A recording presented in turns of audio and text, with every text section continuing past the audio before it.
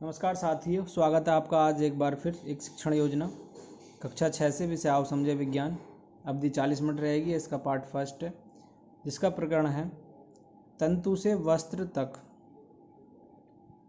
सीखने का प्रतिफल। बच्चों को पादप रेशों के विषय में जानकारी है। बच्चों को रेशेदार पौधों के उत्पादन के लिए भूमि के प्रकार का ज्ञान है। बच्चों को धागे से वस्त्र बनाने तक की प्रक्रिया का ज्ञान है। सीखने सिखाने की सामग्री, विभिन्न रेशों से बने वस्त्र, ये इसका भाग 1 है। चरण अवधि आकलन के तरीके हैं जिसमें शिक्षण के आरंभ में शिक्षक बच्चों के पूर्व ज्ञान को जानने के लिए उनसे कुछ प्रश्न पूछेंगे। बच्चों, हम अपना शरीर ढकने के लिए क्या पहनते हैं? कपड़े का प्रयोग क्या क्या बनाने के लिए किया जाता है? टाइम 10 मिनट रहेगा, साथ में अवलोकन भी रहेगा। शिक्षक बच्चों को विभिन्न वस्त्रों के नमूने दिखाकर उन्हें छूने के लिए कहेंगे तथा उन्हें बताने के लिए कहेंगे कि क्या सभी वस्त्र छूने पर एक जैसे लगते हैं, यदि नहीं तो इसका क्या कारण हो सकता है। शिक्षक बच्चों, वस्त्र विभिन्न प्रकार के रेशों से बने होते हैं। ये रेशे हमें पौधे व जंतुओं से प्राप्त होते हैं। आजकल संश्लेषित रेशों से बने वस्त्र भी प्रचलन में हैं।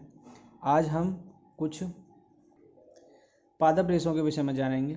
शिक्षण के दौरान पौधों के किसी भाग से तना, बीज, पत्ती, फल आदि प्राप्त किए जाने वाले प्राकृतिक रेशे पादप रेशे कहलाते हैं।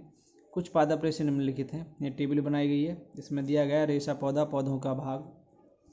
रुई कपास। रुई किससे? कपास से प्राप्त होती है। पौधों का भाग बीज। जूट पटसन से। फ्लैक्स अलसी से। नारियल जटा नारियल से। गतिविधि करानी है, यहाँ पर एक गतिविधि है। शिक्षक एक सूती वस्त्र का छोटा सा टुकड़ा लेंगे और एक सुई की सहायता से वस्त्र से कुछ धागों को खींचकर बाहर निकाल लेंगे। शिक्षक बच्चों, इस प्रकार हम कह सकते हैं कि वस्त्र धागों से मिलकर बने होते हैं। अब शिक्षक धागे के एक सिरे को पकड़कर दूसरे सिरे को नाखून से खरोंचते हैं तो धागा पतली पतली कई लड़ियों में बढ़ जाता है। शिक्षक अतः बच्चे धागा इन पतली पतली लड़ियों से मिलाकर बनता है, जिन्हें रेशे कहते हैं। शिक्षक बच्चों को कपास तथा जूट आदि के लिए भूमि के प्रकार के विषय में बताएंगे। कपास या रुई, इसे कपास के पौधों के बीज से प्राप्त किया जाता है। कपास की खेती के लिए काली मिट्टी तथा उष्ण कपास या रुई, इसे कपास के पौधों के बीज से प्राप्त किया जाता है। कपास की खेती के लिए काली मिट्टी तथा उष्ण जलवायु, तापमान जिसका 21 से 27 डिग्री सेंटीग्रेड उपयुक्त रहता है। जूट या पटसन, इसे पटसन सनई पौधे के तने से प्राप्त किया जाता है। इसकी खेती के लिए जलोढ़ मिट्टी अधिक उपयोगी रहती है। शिक्षण के बाद में शिक्षक बच्चों से कुछ प्रश्न पूछेंगे। अवधि 5 मिनट रहनी है। कपास या रुई का क्या उपयोग है? जूट किससे प्राप्त होता है? गृह कार्य 5 मिनट का रहेगा। रिक्त स्थानों की पूर्ति कीजिए।